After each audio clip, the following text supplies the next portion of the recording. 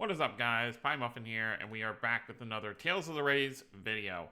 So, I try to do this every month, where I go over the producer's letter and see what they have to say about the stuff they announced from the PV and what we should expect moving forward.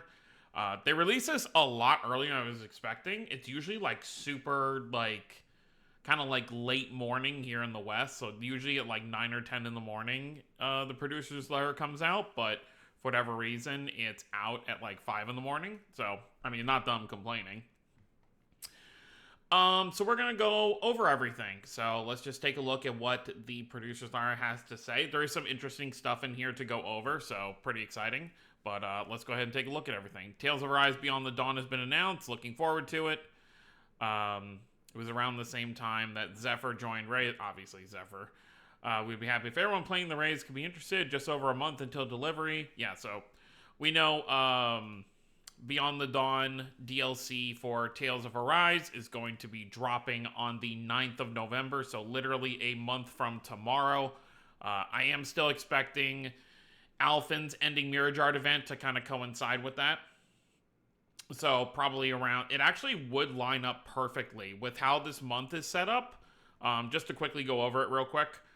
The order of everything, we're going to be getting an Origin Mirrorjard event, so that's going to be our first event right here for these four. Then the second event of the month is going to be the Spirit Gear event, and then the final event of the month will be the Tempest Ending Mirrorjard. Now here's the issue with that. I think they may want to hold off on the Alphen Ending Mirrorjard because obviously they don't want to do two Ending Mirrorjard banners back to back. But also it would fit perfectly because they could drop the Ending Mirrorjard for Alphen literally on the day that the DLC comes out. But I don't know how they're going to do that. They might want to have a gap in there for this. So we might get it like maybe around like the 20th. They'll drop his Ending Mirrorjard. But I think it'll definitely be next month, and then we'll obviously get Cress in December, I believe. And then I have no idea what they're going to do next. Maybe the Kononos would get their Ending Mirrorjards next, or they might just jump into the, secondary main characters of each game, like Rubia and, all the other characters are kind of like that tier, for example. But we'll have to see. But let's go back and go through stuff in order. So yeah, DLC will be coming out. Future updates. There's only one, I believe there's only one really big thing they want to talk about right now, which is something they've been talking about for like 2 years now. Early 2024, improvement of spirit equipment.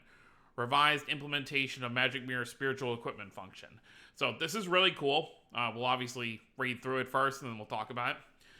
We were able to successfully implement the loop time reduction function we had announced. Yeah, so basically being able to use multiple amounts of AP and only having to run the stage one time.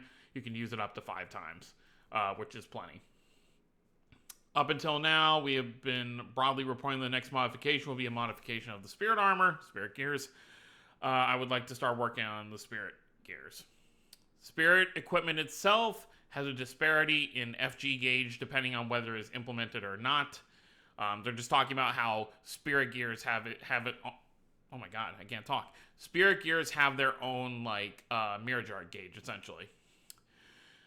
Although management believes there are some problems, such as difficult to understand UI for creating spirit equipment and difficult to understand the recurrent event itself, doing so at once will take time. So first of all, let's address the biggest problem: FG gauge disparity between characters due to implementation and non-implementation.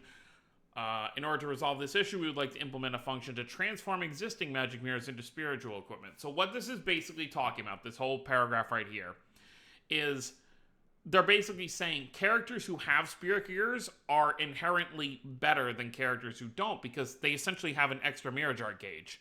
And that's not really fair. Like, if your favorite characters don't have spirit gears, they're not going to be as useful in battle as characters who do have them, which is correct. Like, that's not something you really need to debate. You have an extra Mirrorjard that can always be there. So it seems like what their plan is to make it so that normal Mirrorjards will be able to be used as essentially as a spirit gear. So characters who don't have one, so let's just pick a random character. Kratos, for example. So you would just have, I guess you would take one of the Mirrorjards. I don't know if it's going to be its own separate slot, how they're going to make it work. But assuming it's like a spirit gear, and you just choose one of your Mirrorjards to put in that spirit gear slot, you could put his overray in the Spirit Gear slot, and that would be the permanent gauge that's always there, and then you can use that whenever you want, which can actually it would be really useful. You have characters who would actually really benefit from that, just always having it ready at any given time. Mint, for example, 2 of her Mirage Arts are really, really good. One is a revive one, and then one is is time stop. So you could just save that for when you need it. So it seems like that's what their plan is to do. But that says early 2024, so it's probably going to be a while before we get this. This is a function to save characters who don't have Spirit equipment installed. Yeah, because there's over 200 characters in the game, and they can't give, 10 character Spirit Gears every month to try and catch up. It's just not going to happen. I'm sure by the time the game is shut down, there's still going to be characters who never get a Spirit Gear. It's just how it's going to be. You should figure that most cases, it's either going to be like the main villains or popular villains, or it's going to be like the main party members of Tales games. Equip in the same frame as Spirit equipment accumulate. Okay, so yeah, that is how it's going to be. So you will have to choose a Mirage Art to put in that slot. So it's not going to work for characters who, I guess, only have a few Mirage Arts, because you would need 4 total Mirage Arts to be able to fill all 4 of your slots. Because you've got your normal Mirage Art slot, you've got your secondary one, you've got the auto Mirage Art slot, and then you've got the Spirit Gear slot. So obviously, you could do like the 2 normal slots and then put 1 in the Spirit Gear. But this is obviously going to be more useful for characters who have a lot of Mirage Arts but just don't have a Spirit Gear. So, like Mythos, for example, it'd work fine for Mythos. Mythos has a number of Mirage Arts that you can kind of work with, even though he doesn't have a Spirit Gear yet. Okay, so yeah, they won't feel as behind. It would be best if Spirit equipment were implemented for all characters. Considering the pace of implementation, it will take many years, so while we continue to work on the creation of Spirit equipment, there is no longer a waiting list. So yeah, they're basically saying, even if your favorite character is going to take forever to get a Spirit Gear, this is an alternative to make it so they're actually still at least, as useful in battle as characters who do have Spirit Gears. So that's good. I like this. This should be a feature that should have been implemented sooner. I'm sorry for the long wait. So cool. So that's what they're working on right now.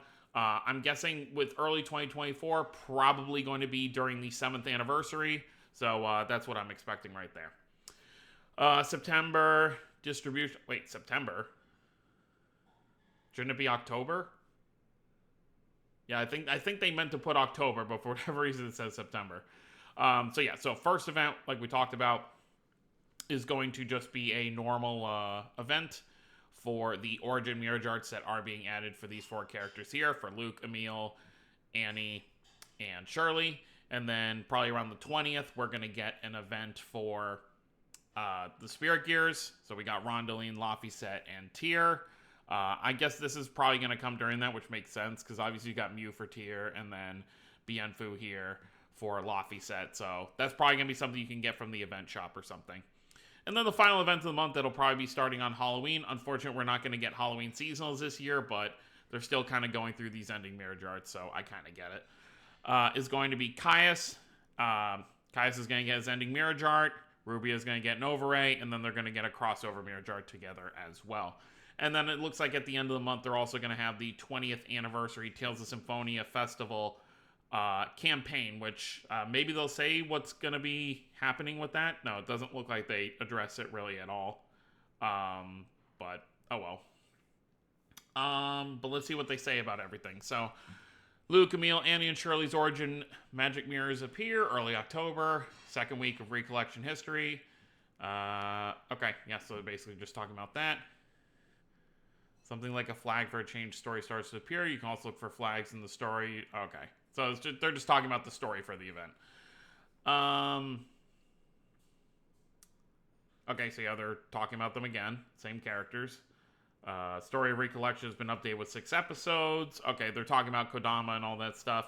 I haven't paid too much attention with that because I haven't really farmed the event too much.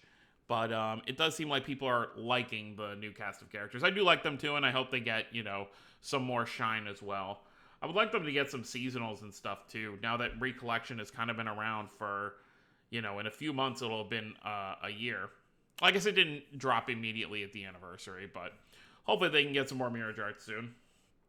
Okay, and the Spirit Gear event, Rondeline, Tyr, and Laffy set. We apologize for not holding this event for a long time. The Spirit costume is being held for the first time in a while. Yeah, they're going to talk, and then they're talking about the update they're going to do. Like I said before in my breakdown video of the PV, I hope we kind of go back to a more normal schedule for Spirit Gears, like every other month. I would be pretty happy with that. All right, Tales of the Tempest. We just talked about the 3 Mirage Arts we're going to be getting there. This is the 18th work. Okay. I haven't played Tempest, so not really. I don't have context as to the scenes we saw in Caius' ending Mirage Art, but it does look cool. I grew up watching 90s anime and I love it. You can feel the bond between these two. 3 types will appear at the same time. Yep. Final, Overray, and Crossover Mirage Art. Okay. That's it for this month. Now here's the very kind of unfortunate thing. Is introduced at the end of the PV to commemorate the release of Star Ocean Second Story R. We are reprinting the Star Ocean Anamnesis collaboration event. There are no additional features, but if you missed it back then, please take an opportunity to try it out. So what they're saying is they do not plan to have anything new with this collab rerun. So Claude and Rena will not be getting ending Mirage Arts or Overrays, like they've been doing, obviously Guilty Gear got stuff recently, SAO got stuff last year.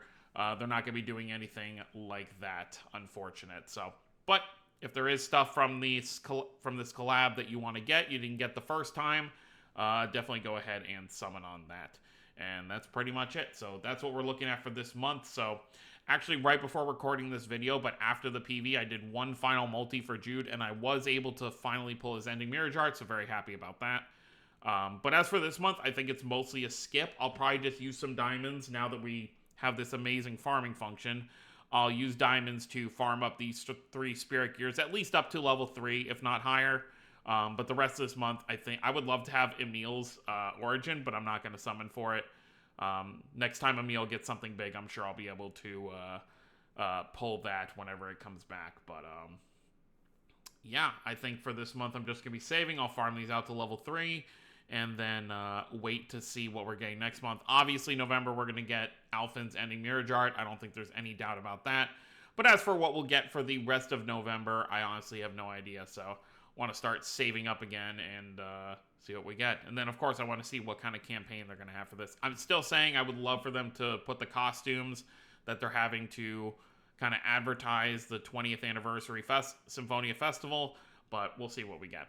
So that's going to be it, guys. Hope you all enjoyed. Let me know what you guys think down below. Don't forget to subscribe if you're new to the channel. I'll see you all next time. Have a wonderful day, everyone.